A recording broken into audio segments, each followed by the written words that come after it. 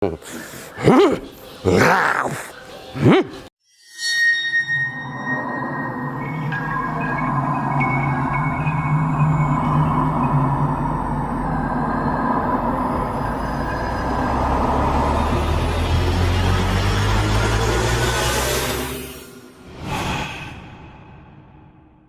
Swastiastu, Om Awiganam Astu Nama Sedam, Salam Rahayu, semoga semua makhluk hidup berbahagia.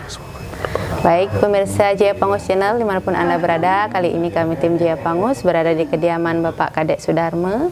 Kali ini kita akan meliput keseharian beliau.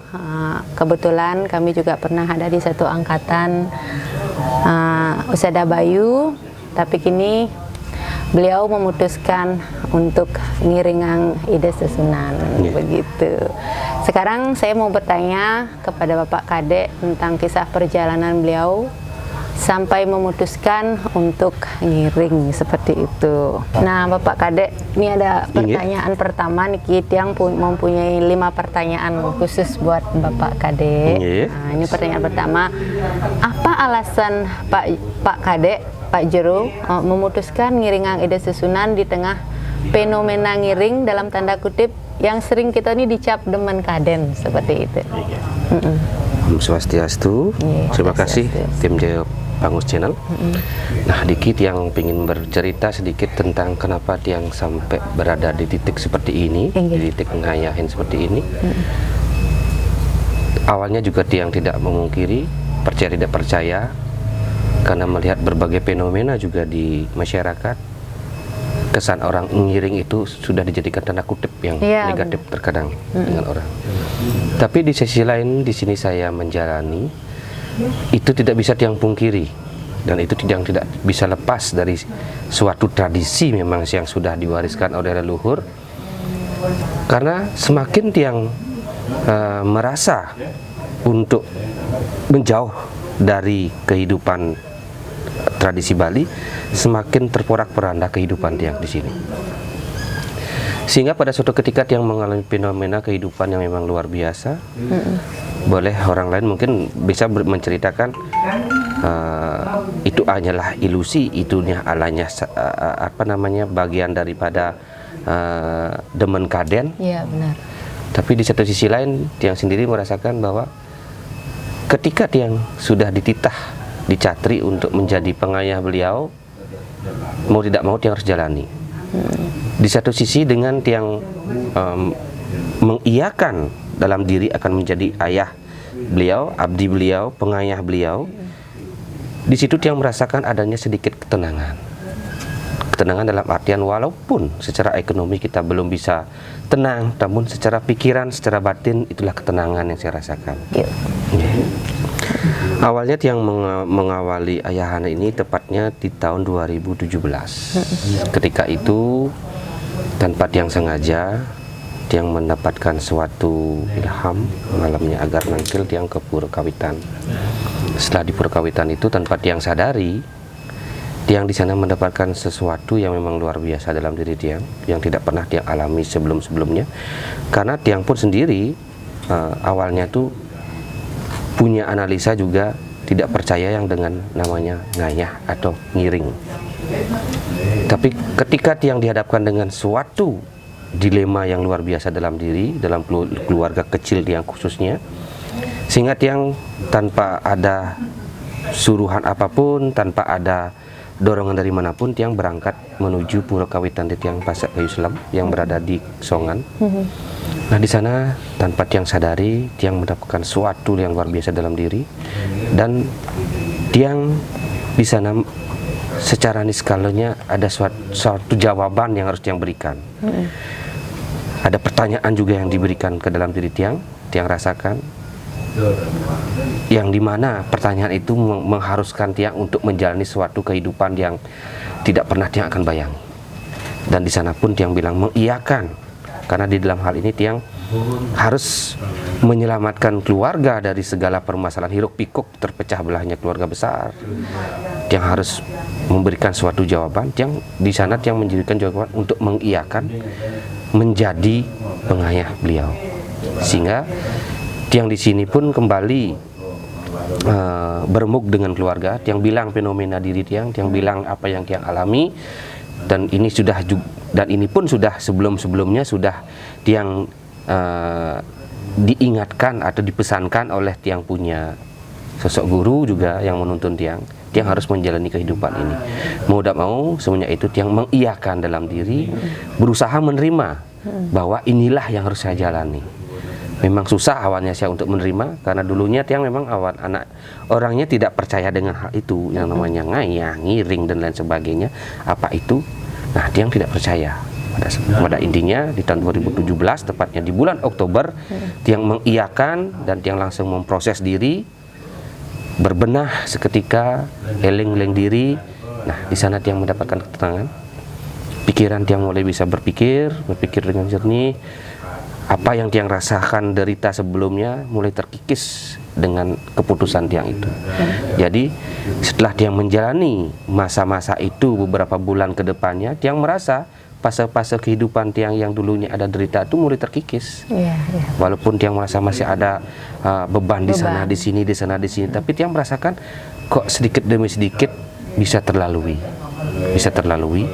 sehingga pada akhirnya ya tiang memberanikan diri, ya inilah keputusan saya harus melepas semua kehidupan duniawi, dan saya akan sepenuhnya di sisa hidup saya akan mengabdi kepada leluhur, kepada Tuhan, kepada susunan sana ayah tiang mangkit. Ya, mungkin itu yang sudah kiranya tiang bisa jelaskan sama Bu Jero dari tim Jepangus. Kalau memang ada ya pertanyaan yang lain, mungkin tiang akan lengkapi dari sisi lain lagi. Mungkin seperti ini, kan sudah banyak sekali pengalaman hidup yang membuat Pak Jero memutuskan untuk seperti ini. Salah satunya yang paling berat Pak Jero rasakan, mungkin bisa diceritakan, yang sangat-sangat membuat adalah seperti begini. Ini kejadian yang sangat membuat saya harus benar-benar memperbaiki diri saya, atau satu keajaiban yang membuat saya memang inilah hidup saya, seperti itu. Kalau dari sisi perjalanan hidup yang bilang, memang ada suatu kejadian yang bisa tiang jadikan bukti bahwa tiang harus menjalani hal seperti ini. Ketika itu tiang punya guru juga berpesan, jalani aja nak, ayah anak seperti ini, dan kalau memang keluarga tidak mengiyakan, akan guru kasih waktu 15 hari kemudian apa yang terjadi. Akhirnya tiang buktikan omongan seorang guru tiang nikah.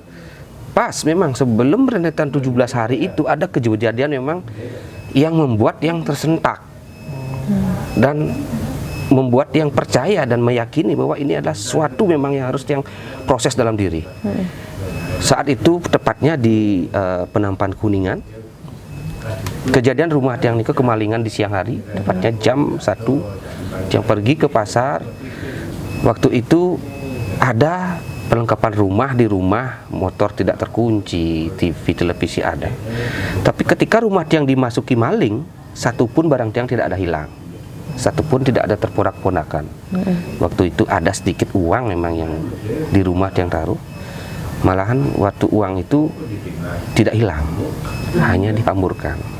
Itu yang membuat tiang tersentak. Oh, apakah ini yang membuat saya harus mengambil keputusan saat ini?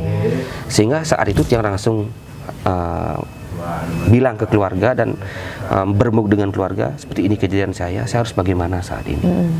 Akhirnya dari sana keluarga memberikan keputusan, kalau begitu jalani aja apa yang menjadi kehendak Tuhan, apa yang menjadi kehendak leluhur kita, ayo kita jalani. Anda sebagai anak harus siap menjalani. Ini adalah sudah tugas mulia dan tugas suci yang memang harus Anda jalani.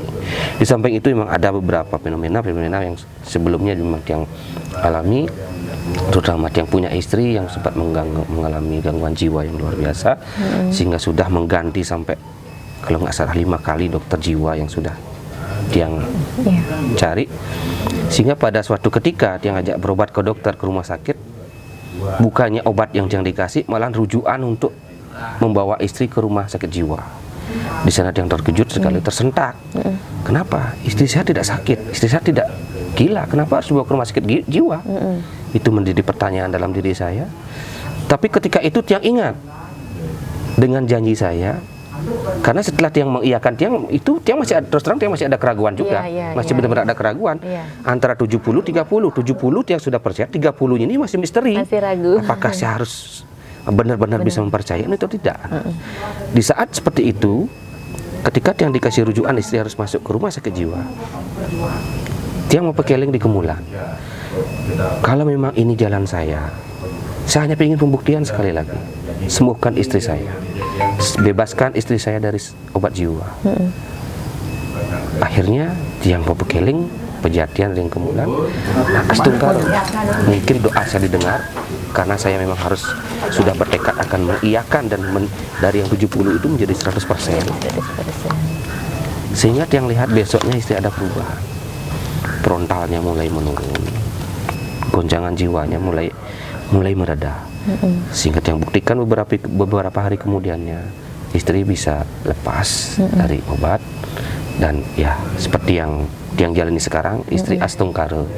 Walaupun istri memang masih dalam tanda kutip masih mengalami kebingungan dengan jalan-jalan ayah-ayahan ini, tapi Tiang mengalami ya patut berucap syukurlah sama Tuhan.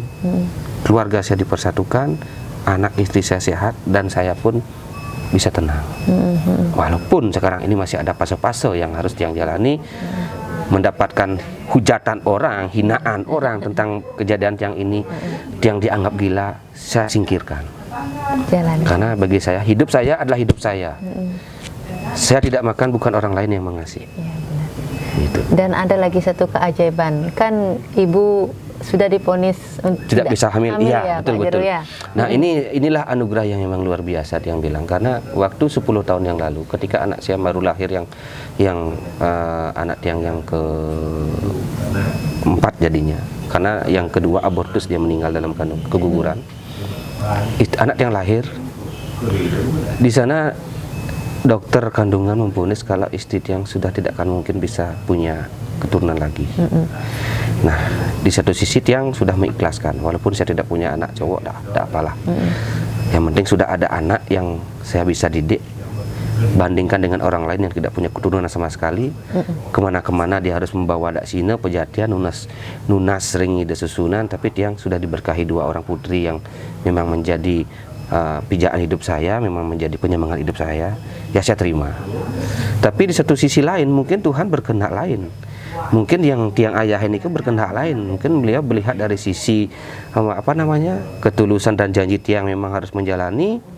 Nah, tanpa Tiang sadari, ketika Tiang nangyang ide ring pelawatan, tiba-tiba istri Tiang hamil. Itulah keajaiban. Dan Tiang pun seketika itu tidak mempercayai juga, benar nggak istri hamil ini? Karena sebelum-sebelumnya dari 10 tahun itu istri Tiang, mohon maaf, tidak yang namanya memakai KB. Artinya secara psikologis, mohon sugro pakulun di Tiang agak jorok niki, melakukan hubungan intim itu Tiang tidak pernah ada alat kontrasepsi dan lain sebagainya. Nah, 10 tahun Tiang sudah jalani, Tiang mempercayai, oh ini memang istri tidak bukan punya anak. Nah, tapi di satu ketika pas Tiang mau nangyang ide mengadegring pelawatan atas seizin juga daripada guru, seketika itu istri saya hamil. Bagaimana nggak terkejutnya? Bagaimana nggak luar biasa, antara ini anugerah, ini yang saya tidak percayai, ini memang di luar nalar saya. Tapi itulah kenyataan yang Tiang terima saat ini. Sehingga fasenya saat ini istri Astungkaro sudah hamil, dan Astungkaro di bulan ini anak saya lahir. Itu anugerah buat saya, dan itu yang juga membuat saya semakin yakin bahwa ya ide itu memberikan saya hal yang di luar saya duga. Gitu. Baik. Sekarang ada pertanyaan lagi nih. Nah, tadi kan ini pertanyaan yang sebenarnya tadi sih udah dijawab, gimana Pak Jero sendiri menyikapi tentang fenomena ngiring itu sendiri ya. Nah, mungkin bisa, kalau tadi kan Pak Jero gimana menyikapi tentang pandangan orang. Kalau Pak Jero sendiri sekarang gimana menyikapi tentang fenomena ngiring sekarang ini, kan banyak nih. Banyak dasaran. Dasaran gitu. Seakan itu dah yang kemarin Cap tuh seperti demen keadaan ini satu dijemput, satu dijemput. Nah, itu gimana Pak Jero menyikapinya kalau Di pandangan saya sendiri dulu ya, fenomena ngiring itu adalah suatu fenomena yang bisa kita bilang sebagai acuan diri kita untuk belajar mulat sarira sebenarnya kalau menurut pandangan saya. Walaupun orang lain mendefinisikan bahwa ngiring itu adalah suatu miring? hal yang miring, hal yang tidak seperti orang gila, seperti orang stres. Tapi bagi saya sendiri, fenomena ngiring adalah ketika saya mendapatkan hal memang yang bisa membuat saya tenang, itulah yang menjadi definisi ngiring bagi saya. Asalkan kita memang benar-benar ngiring, ngayahin menjadi pengayah ide. Iya. Menurut saya sendiri sih, hanya menurut saya sendiri ini saya tekankan lagi, tidak salah menurut saya itu kalau saya ngiring. Karena di satu sisi dengan tiang ngiring, dengan tiang menjalani semua ini, ada bukti tiang di keluarga bisa dipersatukan, ketenangan dalam diri tiang ada, dan tiang semakin yakin ketika tiang sembahyang, tiang merasakan sesuatu yang luar biasa yang tiang dapatkan. Ketika tidak sembahyang ada sesuatu yang kurang yang tiang dapatkan. Benar. Itu jadinya. Seakan mengingatkan kita seperti alarm ya Pak Jero ya. Menurut saya definisi ngiring adalah kita harus belajar mengintrospeksi diri dalam diri, mulat sari itu dalam diri sendiri untuk menjadikan kita itu lebih baik. Benar. Dan memang harus mempercayai kita selaku umat Hindu tidak lepas dari tradisi ini. Karena ini adalah warisan nenek moyang yang dari turun temurun sudah diwariskan ke kita. Menurut saya seperti itu. Baik. Sekarang ini pertanyaan selanjutnya. Nah, sekarang ini kan begitu banyak kekisruhan nih di Pulau Bali kita tercinta ini. Apa pendapat Pak Jero sendiri terkait polemik HK beserta penutupan beberapa asram yang ada di beberapa di daerah di Bali seperti itu? Kalau menurut yang sendiri, penutupan asram itu tidak terlepas dari hiruk pikuknya kita sendiri juga. Kalau menurut saya semua ajaran itu pasti ada sesuatu yang memang lebih yang bisa kita dapatkan dari sana. Tergantung kita memilahnya, tergantung juga kita menjalani. Kalau menurut saya sendiri.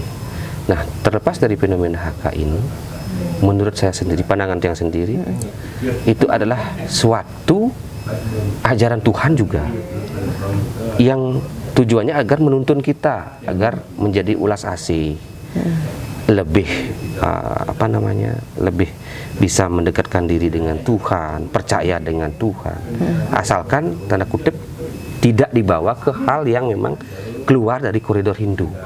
Menurut saya, karena kita bernong di Bali, Dresta Bali, agama Hindu, bagaimanapun upacara itu tidak terlepas dari kehidupan Hindu. Mungkin kenapa dalam hal ini HK itu kelihatan bertentangan sekali, karena memang sengaja menjolok sekali menurut pandangan saya. Tapi kalau saya sendiri melihat itu adalah suatu ajaran yang bisa menuntun kita ke lebih baik. Benar. Ya, mungkin itu yang bisa tiang jelaskan. Jadinya kesimpulan dalam diri saya, tidak ada ajaran itu yang tidak baik. Semua ajaran itu baik. Tergantung kita bisa menempatkan diri kita dan menjalankan sesuai dengan literaturnya. Seperti pepatah bilang, di mana bumi dipijak, di sana langit dijunjung. Kan begitu. Ya, seperti itu, benar. Mungkin itu yang bisa tiang berikan pandangan menurut saya sendiri. Oke, baik. Jawaban yang sangat simpel dan jelas. Nah, nih, jika banyak nih yang berpindah ke aliran, sampai berpindahlah ke aliran, adakah yang kurang di dalam keyakinan kita? Kalau sampai berpindah ke aliran, tiang kira pastinya itu ada pandangan yang berbeda dalam diri kita masing-masing. Kenapa sampai pindah aliran? Mungkin kita sendiri yang tidak bisa memaknai agama kita sendiri dulu. Iya. Karena kita di sini di Bali itu mungkin tidak terlepas dari Dreste, Desa Kalopatro dengan adat yang berbeda-beda. Iya, benar. Ada yang ringan, ada yang berat. Benar. Nah, mungkin secara saya pribadi itu yang membuat pandangan tiang kenapa orang berpindah aliran. Ada di suatu tempat mungkin yang adat terlalu memberatkan sehingga dia tidak merasa mampu untuk menjalani itu. Mereka mencari yang simpel. Ya, itulah sehingga dia bisa hijrah ke kepercayaan lain. Ketika dia berada di kepercayaan lain, dia merasa nyaman mungkin, ya sehingga kelihatannya mereka meninggalkan apa yang menjadi warisan luhur. Tapi kalau menurut saya sendiri, kalau saya, Hindu itu sudah sangatlah simpel. Benar. Tidaklah ada agama yang memberatkan umatnya harus begini, begitu. Tergantung kita memaknai. Iya. Ada yang namanya Niste Madya Utama. Benar. Kalau kita berpandangan secara secara umum dulu, kalau kita memang tidak merasa mampu untuk menjalankan ritual yang besar, cukup kita jalankan yang sederhana mungkin. Intinya adalah apa? Keyakinan dalam diri bahwa Tuhan itu tidak pernah meminta apapun, hanya meminta doa kita. Benar. Hanya meminta kita selalu dekat dengan beliau. Benar. Mendoakan semua alam semesta berbahagia, mendoakan semua hidup-hidup di bumi ini berbahagia, dan mendoakan semua yang ada di semua bumi ini ciptaan beliau ini agar bahagia. Ketika sudah bahagia, semua sudah bahagia, kita pun akan merasa bahagia. Benar. Menurut saya seperti itu. Mungkin itu Bu Jero dari tim Jepangus yang bisa yang jelaskan. Sangat bermanfaat sekali. Nah, ini yang terakhir nih Pak Jero nih. Nah, apakah ada pesan dan kesan nih dari Pak Jero untuk semeton kita di rumah, terutama kan yang sepaham nih dengan kita, yang udah ngiringan ide sesunan ngayah dalam bentuk pengayahan nih, khususnya dalam bentuk pengayahan lah gitu untuk semeton di rumah seperti itu. Bagi semeton titiang yang memang menjalani tugas menjadi pengayah dan pengiring beliau, jadilah pengiring memang yang subakti dengan beliau.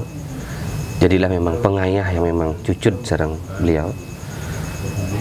Kita sebagai manusia tak luput dari banyak kekurangan. Tapi ketika ayah-ayahan dan ngiring itu kita bawa ke hal yang positif, kita bawa ke dalam keyakinan yang memang pasti itu adalah akan menuntun kita, saya kira ngiring menurut saya adalah yang positif. Tidak, ketika kita ngiring kita tidak melebihkan, kita tidak mengurangi. Intinya ketika kita ngiring ada orang yang bertanya minta solusi dengan kita, kita ajak mereka sama-sama berdoa. Kita hanya manusia biasa sebagai perantara beliau aja, tidak bisa memastikan ketika orang datang minta sembuh besok kita bisa memastikan besok. Itu menurut saya sih tidak mungkin. Benar. Tergantung dari diri kita, keyakinan kita datang ke tempat orang yang ngiring itu. Iya, benar.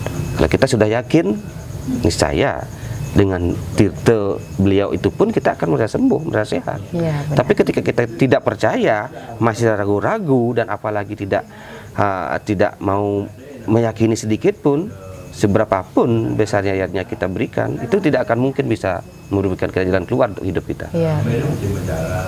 Ngiring ngayah itu adalah jembatan kita untuk menuju ke pemikiran yang lebih positif, ke pemikiran yang lebih jernih, dan jalan untuk menuntun kita untuk selalu bisa berbuat lebih baik, mulat sarera dalam diri. Dan ngiring dan ngayah itu adalah media dan cara bagi kita untuk meyakini bahwa inilah peradaban Hindu, Iya. inilah agama Hindu, inilah adat yang ada di Bali yang harus kita jalani. Dengan kesederhanaan, adat itu tidak juga akan berkurang. Dengan ketidakadaan hanya doa, Tuhan itu tidak akan menjauh. Apalagi kita bisa memberikan yang lebih. Sudah pastinya tradisi Bali akan lebih ajak ke depannya. Benar. Menurut saya seperti itu. Itu menurut cara pandang saya sendiri. Mungkin Dek Jero ada pertanyaan yang mau penasaran mau ditanyakan sama Pak Jero mumpung di sini. Mungkin Ada? fenomena yang sekarang banyak ya, tentang kerauhan yang sekarang kan banyak, setiap baru sembahyang mekaikan teriak-teriak seperti itu. Apakah mungkin seperti sekarang banyak dalam psikis, mungkin ada dalam pola pikir, terlalu banyak Bagaimana beban. pendapat Pak Bagaimana Jero? cara menanggapi seperti itu? Kalau menurut saya fenomena kerauhan itu, menurut saya itu hal yang percaya dan tidak percaya dalam diri dulu. Ketika saya mempercaya itu sudah pastinya ada pembuktian yang lihat. Ketika saya tidak percaya, ada pembuktian yang juga saya lihat. Kan dari dulu. Pembuktian dalam artian kerauhan itu hal yang sudah menjamur di Bali dan memang suatu keharusan di setiap pulau itu ada hal dan fenomena seperti itu.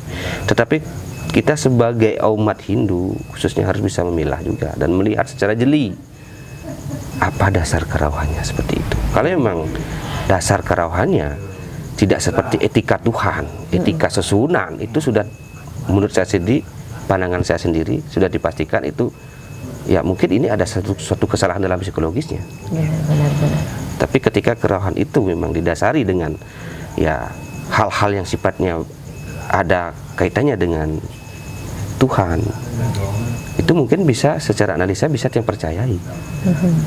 Karena bagian mungkin juga tiang selaku pengayah beliau tidak terlepas dari fenomena seperti itu ketika orang datang ke rumah. Iya, benar. Kan begitu, tergantung bisa-bisanya kita menyikapi. Iya. Tidak ada yang jelek dari semua itu, semuanya bagus. Tergantung kita bisa memilah. Iya, benar. Mungkin Jero ada lagi yang ditanyakan? Itu aja. Ada nih lagi satu nih Pak Jero. Kan Pak Jero sekarang udah ngayah dan ngiringang beliau. Terus dalam bentuk pengayahan Pak Jero menjalankan tetambahan ya? Tetambahan. Kalau saya bilang Mulukatan. definisinya saya menjalani tetambahan, boleh yang katakan yang tidak pernah mempromosikan diri, yang tidak pernah yang namanya bilang saya tuh bisa mengobati, dan yang di sini juga tidak bisa bilang kalau tiang itu adalah memang ditugaskan untuk menjalani kegiatan ini kan begitu. Tapi di sisi lain orang datang ke rumah tiang itu memohon petunjuk. Nah, ketika saya doakan, memohonkan juga sesarang susunan tiang, mereka bisa sembuh. Nah, saya pun di sini mendefinisikan jadi apa sih saya sebenarnya, gitu. Nah, di sanalah tiang berpikir bahwa ini saya hanyalah jembatan daripada beliau itu untuk menyambungkan doa umat yang datang ke rumah. Kalau bilang saya mau tetambahan, terus terang saya belum berani mendefinisikan hal seperti itu dalam diri. Karena saya juga manusia biasa yang tak luput dari banyak kesalahan dan kekurangan, dan pada akhirnya pun dia akan mati. Benar. Kalau saya memang orang bisa menetambahan, orang hebat, mungkin saya tidak akan mati. Benar. Gitu. Artinya kita kan pernah nih seangkatan di master, dan Pak Jero juga sudah mendapat gelar master juga kan. Jangan dibilang master lah. Di Usada Bayu, dan jangan merendah gitulah. Artinya mengkolaborasikan antara pelajaran kita ya dengan pengiringan kita, itu sangat bagus sekali. Dan saya pun melakukan hal yang sama sebenarnya seperti itu. Jadi ilmu yang kita dapatkan di Usada Bayu itu sangat bermanfaat sekali sebenarnya Pak Jero ya. Iya, banyak hal yang memang bisa kita bedah dari pelajaran Usada Bayu itu sendiri. Selain memang memotivasi kita, memotivasi diri kita untuk lebih yakin dengan kemampuan diri, juga Usada Bayu itu banyak pengaruhnya dan efeknya terhadap jiwa kita yang dulunya pada hidup kita terutama saya yang dulunya terkekang, ya, mungkin benar. dengan mendapatkan ajaran Usada Bayu. Terima kasih juga pada guru tiang, guru Jitiang yang berada di Tegaling Akrangasem. Ya, terus terang saya sangat berterima kasih sekali dengan mendapatkan ilmu Usada Bayu, pelajaran Usada Bayu. Karena dengan tiang mempelajari Usada Bayu, tiang bisa memilah karakter diri tiang yang sebenarnya seperti apa. Benar. Begitu. Ya mungkin saya sendiri ya sangat bangga lah punya guruji yang memang bisa menuntun tiang seperti ini. Kami bangga. Jadi gini, ada juga pertanyaan terakhir ini, etis nggak orang yang mengobati live streaming misalnya di media sosial atau di mana, bagaimana mungkin tanggapan seperti itu? Kalau menurut tiang sendiri, ketika kita mengobati itu kan hal yang sifatnya rentan sekali dengan kehidupan seseorang. Kalau tiang sendiri tidak pernah yang namanya meng-live streamingkan itu, bahkan saya melarang. Ketika ada yang datang ke rumah, apapun yang Anda akan alami ini, jangan pernah sebarkan di media sosial. Karena itu adalah privasi. Privasi. Kita tidak bisa, tiang sendiri tidak bisa bilang itu mata pencarian tiang. Karena tiang di sini memang prinsip ngayahin memang semeton damu hidup batara yang memang meminta petunjuk. Itu aja. bagi saya sendiri, saya tidak pernah live streaming, jadinya menurut saya itulah yang terbaik buat saya. Iya, benar-benar. Baik, menarik sekali perbincangan kita dengan, kok saya lebih enak memanggilnya Bapak Kadek. Nggak apa-apa kan? Nggak apa-apa. Di mata Tuhan kita sama. Iya, benar. Nah, itu tadi perbincangan kita dengan Bapak Jero Kadek Sudarme, dari pengalaman beliau dari memutuskan untuk pengayahan, dan banyak keajaiban sekali yang telah beliau rasakan ketika sudah memutuskan untuk menjalani pengayahan. Ya, mudah-mudahan bermanfaat untuk teman-teman kita di rumah, apalagi yang karena sekarang si fenomena ngiring ini banyak sekali tanda-tanda ya orang tuh kejemput gitu loh, dan bagaimana cara memaknainya, menjalaninya, mudah-mudahan agar bisa menemukan jati diri itu sendiri ke dalam diri, seperti itu, agar tidak salah melangkah. Nah, tersuk semua Bapak Kadek, mungkin ini apa namanya, atas kunjungannya tim Jaya Pangus ke rumah Tiang, ke Pondok Tiang. Terima kasih banyak juga atas Beli Jero dan rekan daripada semua tim kru Jaya Pangus atas waktunya yang sudah meluangkan waktu datang ke rumah Tiang. Mari kita mungkin sinap bantu para Mas Santi. Iya. Om Santi, Santi, Santi.